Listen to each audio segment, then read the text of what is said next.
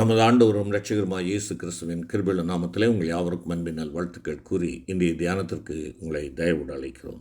இன்றைய தியான பகுதி யோசுவா 2ஆம் அதிகாரம். யோசுவா 2ஆம் அதிகாரம் தியான வசனம் யோசுவா 6ஆம் அதிகாரம் 17ஆம் வசனத்தின் பிந்திய இந்த பட்டணமும் இதில் உள்ள யாவும் கர்த்தருக்கு சாபத்தீடாக இருக்கும். நாம் அனுப்பின ஆட்களை ராகாப் என்னும் பேசி மறைத்து வைத்தபடியால் அவளும் அவளோடே வீட்டுக்குள் இருக்கிற அனைவரும் மாத்திரம் உயிரோடு இருக்க கடவர்கள். அவளும் அவளோடே வீட்டுக்குள் இருக்கிற அனைவரும் மாத்திரம் உயிரோடு இருக்க கடவர்கள். எனக்கு அன்பான கர்த்தருடைய பிள்ளைகளே, நம்முடைய ஆண்டவராகிய கர்த்தருடைய அவருடைய திட்டங்கள், செயல்பாடுகள், அவருடைய செயலாக்கங்கள் எல்லாம் மனித மூளைக்கு அப்பாற்பட்டவைகளாக இருக்கும். மனித மூளை குருவி மூளைக்கு ஒத்தது தான். குருவி கூட நன்றாக சில நேரங்களிலே யோசிக்கும், கவலைப்படுவதில்லை, பாடி பறந்து திரிந்து ஆண்டவரை துதிக்கின்றன. ஆனால் நம்முடைய மூளை பல மடங்காக இருந்தாலும் கூட நாம் விளங்கிக் கொள்ளாத சில காரியங்கள் நம்மை சூழ்ந்து கொண்டிருப்பதை பார்க்கிறோம். ஆனால் இங்கே ஆண்டவருடைய திட்டத்தை பாருங்கள். உலகத்தால் அருவறுக்கப்பட்ட ஒரு பெண்மணி, ஒருவேளை அவளுடைய தொழிலை நிமித்தமாக அவளுக்கு அவப்பெயர் அவளுக்கு கொடுக்கப்பட்டிருக்கிறது. ஆனாலும் இங்கே அந்த பெண்மணியை, உலகத்தால் ஒதுக்கப்பட்ட, உலகத்தால் விரும்பப்படாத ஒரு பெண்மணியை ஆண்டவர் தம்முடைய சரித்திரத்தில், தம்முடைய ஜென்ம வரலாற்றிலே இணைத்திருக்கிறார் என்றால் எவ்வளவு ஆச்சரியமான ஒரு தேவன்! இந்த உலகத்திலே ஆண்டவரால் ரட்சிக்கப்படக்கூடாத எந்த பாவியும் இல்லை, அவரால் ரட்சிக்கப்பட முடியாத எந்த பாவமும் கிடையாது என்பதை விளக்குவதற்காகவே இங்கே ஆண்டவர் செயலாற்றுகிறார் என்பதை நாம் பார்க்க முடியும். ஒருவேளை அவளை குறித்து பார்ப்போம் என்றால், அவள் பாவியாயின ராகாப் தன்னை மறைத்து வெட்கத்துடன் வாழ்ந்த இவள் தேவன் மேல் கொண்ட விசுவாசத்தால் ஆண்டவருடைய பிள்ளையாக ஆண்டவருடைய பட்டியலிலே இடம் பிடித்தாள் என்பதைத்தான் நாம் பார்க்கிறோம். எந்த ஒரு விசுவாசியின் வாழ்விலும் போராட்டங்கள், துன்பங்கள், பிரச்சனைகள் வருவது இயற்கை. இவைகள் நம்மை விழத்தள்ள அல்ல, சோர்ந்து போகச் செய்வதற்கு அல்ல. நாம் அவைகளை எதிர்நீச்சல் போட்டு விடுதலை நாயகனின் ஒத்தாசையுடன் எழும்பி பிரகாசிக்கச் செய்யவே பாவியை தேடி வரும் ஆண்டவர் பழைய ஏற்பாட்டு காலத்தில் பாவியாகிய ராகாபையே இஸ்ரவேலுக்கு வெற்றி தரும் கருவியாக பயன்படுத்தினார். யுத்த வீரனாம் யோசுவா கானானுக்குள் இஸ்ரவேலரை நடத்தி செல்ல வைராக்கியமான போர் தளபதியாய் எழும்பினான்.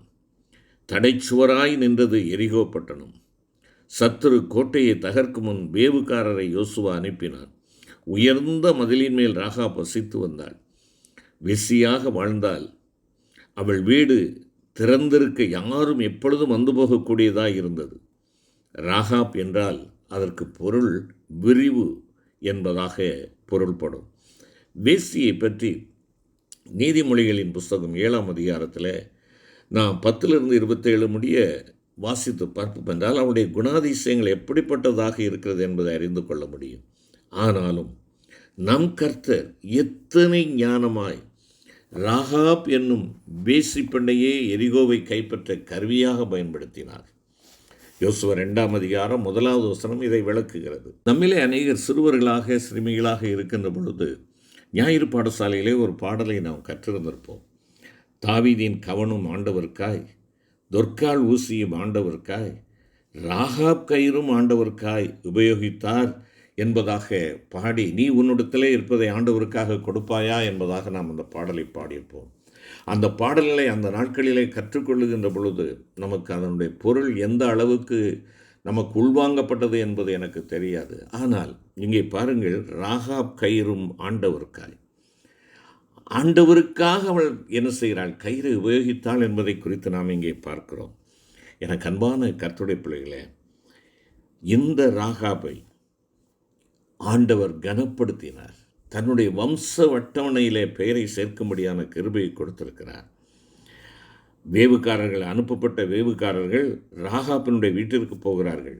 உடனே ராஜா செய்தி அறிந்து கொள்ளுகிறார். வேவுக்காரர்களை ராகாபின் வீட்டில் ராஜா கண்டுபிடித்தால் ராஜ அதிகாரம் ராகாபின் வம்சத்தையே அழித்துவிடும்.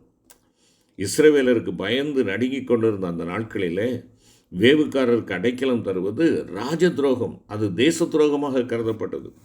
ஆனாலும் மிக தைரியமாய் வேவுக்காரரை ஒழித்து வைத்தாள். இந்த துணிகர செயலுக்கு காரணம் இந்த ராகாப் தேவன் மேல் கொண்டிருந்த அசைக்க முடியாத ஒரு விசுவாசம்.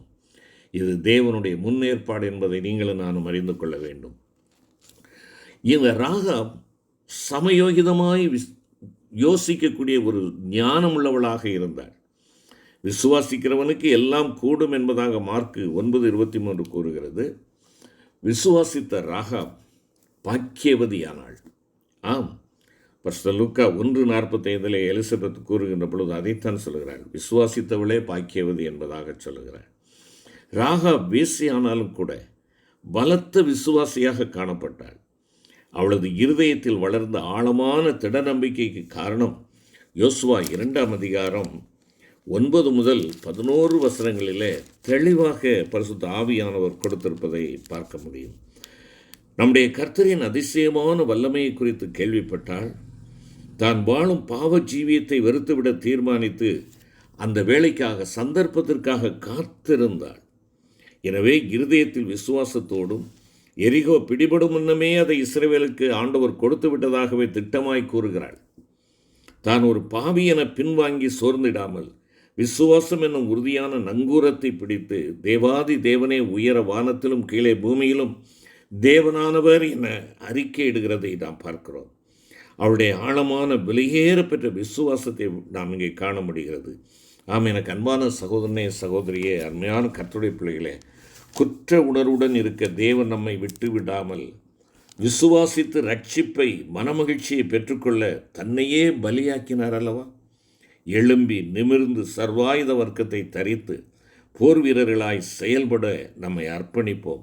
நம்முடைய விசுவாசமே உலகத்தை ஜெயிக்கிற ஜெயம் என்பதை மறந்து போகக்கூடாது.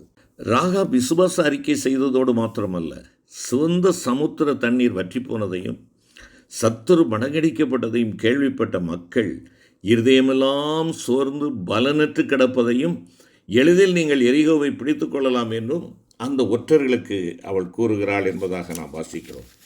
எப்படிப்பட்ட பாவியையும் தேவன் திசை திருப்பி மறுபடி வாழ வாய்ப்பு தர முடியும் என்பதற்கு இதைவிட சான்று இருக்கிறதா? இல்லை. மறுதலித்த பேதுருவிடம், அன்பாய் நீ என்னை நேசிக்கிறாயா என 3 முறை கேட்டாரே, என் ஆடுகளை மேய்ப்பாயாக, என் ஆட்டுக்குட்டிகளை மேய்ப்பாயாக என பொறுப்பு கொடுத்து உற்சாகப்படுத்தினாரே. நம் தேவன் எப்படிப்பட்ட பாவியையும் நேசித்து சேர்த்து கொள்ளும் அன்புள்ள தேவனாயிருக்கிறார். இங்கே அவள் பெற்ற ஸ்லாக்கியம் அதுதான். ராகாப் விசுவாச வீராங்கனையாய் துரிதமாய் செயல்பட்டதால் வேவுக்காரர் அடைந்த மகிழ்ச்சிக்கு எல்லை இல்லை. தேவனின் வழிநடத்தலை நினைத்து பூரித்திருப்பார்கள். ராகாபின் கிரியை விசுவாசத்தினால் அல்லவா வெளிப்பட்டது. தேசத்தை காட்டிக் கொடுத்ததாலும் சமாதானத்துடன் ஒற்றர்களை ஏற்றதாலும் விசுவாச அறிக்கை செய்து தேவனை மகிமைப்படுத்தியதினாலும் ஜீவனை காத்து தப்ப பண்ணியதாலும் தன்னுடைய சொந்த குடும்பத்தை பேரழிவிலிருந்து காக்கும்படி மன்றாடினாள். வேவுக்காரர்கள் கட்டளைப்படி சிவப்பு நூல் கயிற்றை தாங்கள் இறக்கிவிட்ட ஜன்னலில் அடையாளமாக கட்டி தொங்கவிடக் கூறினார். இத்தனை அதிசயமாய் இதுவரை நடத்திய தேவனுக்கு கோடி ஸ்தோத்திரம் ஏறிடும். அந்த விடுதலையின் நாளை எதிர்நோக்கி இருந்தாள் என்று சொல்லி நாம் பார்க்க முடியும். அமர்மையான கர்த்தருடைய பிள்ளைகளே, இத்தனை அதிசயமாய் ஆண்டவர் நடத்தினதை அவள் எண்ணி பார்த்து நன்றி சொல்லுகிறாள். நோவா பேழையில் சிலராகி 8 பேர் காக்கப்பட்டது போல ராகாப் குடும்பமும் இங்கே காக்கப்பட்டது என்பதை நாம் பார்க்க வேண்டும். அவளுடைய விசுவாச யுத்தத்தை நாம் இங்கே பார்க்கிறோம். ராகாப் ஒரு வேசி பெண் தான், தனித்து குடியிருக்கிறாள். அவளது பட்டணம் சாபத்தீடான சத்துருக்கள் குடியிருக்கின்ற ஒரு இடம்.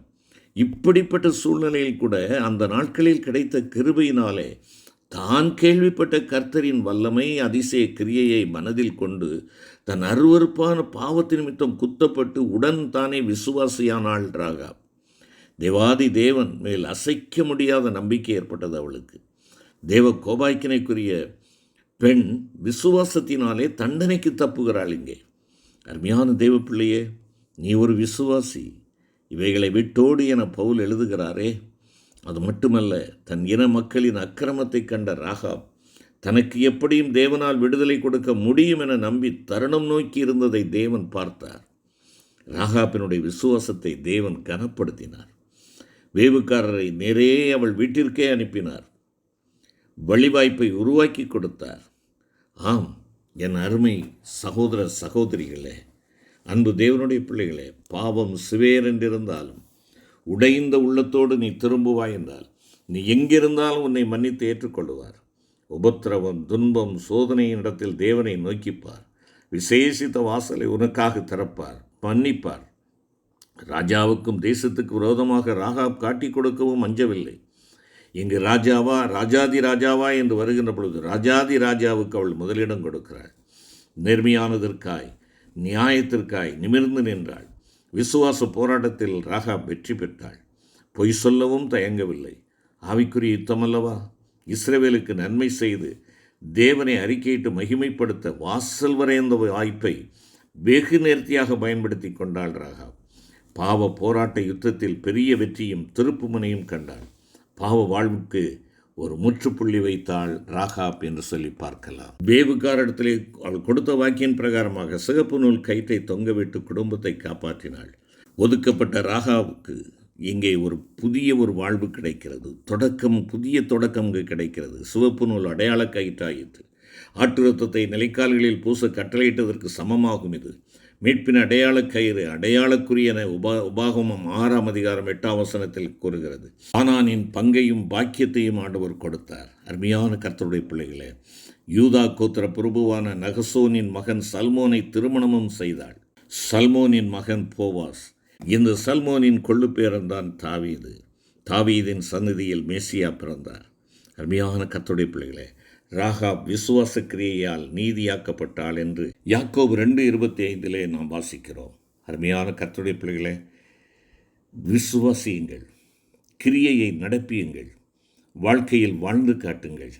இதோ உலகத்தை கலக்குவோம் வாருங்கள், கிருபை உங்களோடு இருப்பதாக. எங்கள் அன்பின் ஆண்டவரே, தீர்மானம் எடுக்க வேண்டிய வேளையில் ராஜாவுக்கல்ல ராஜாதி ராஜாவுக்கு கீழ்ப்படிவதே உத்தமம் என்று கீழ்ப்படிந்தாள். அவளுடைய சமயோகித ஞானத்திற்காக உமக்கு ஸ்தோத்திரம் ஆண்டவரே. நாங்களும் கூட அப்பா உமக்கு கீழ்ப்படுகிறவர்களாக, சமயோகித ஞானமுடையவர்களாய் ஆண்டவரே, ராகாப் பாக்கியம் பெற்றவர்களாக இருந்தது போல நாங்களும் பாக்கியம் பெற்றவர்களாக விசுவாச யுத்தத்திலே நாங்கள் உம்முடைய பலத்தோடு முன்னேறி சென்று வெற்றி பெறுகிறவர்களாய் காணப்பட ஆண்டவரே, நாங்கள் மாத்திரமல்ல, சுயநலக்காரர்களாக மாத்திரமல்ல, ஏனையோரும் காக்கப்பட கருவிகளாய் பயன்பட உம்முடைய கருத்தில் அர்ப்பணிக்கிறோம். பயன்படுத்தும் மீட்பு இயேசு நாமத்தில் பிதாவே, ஆமென்.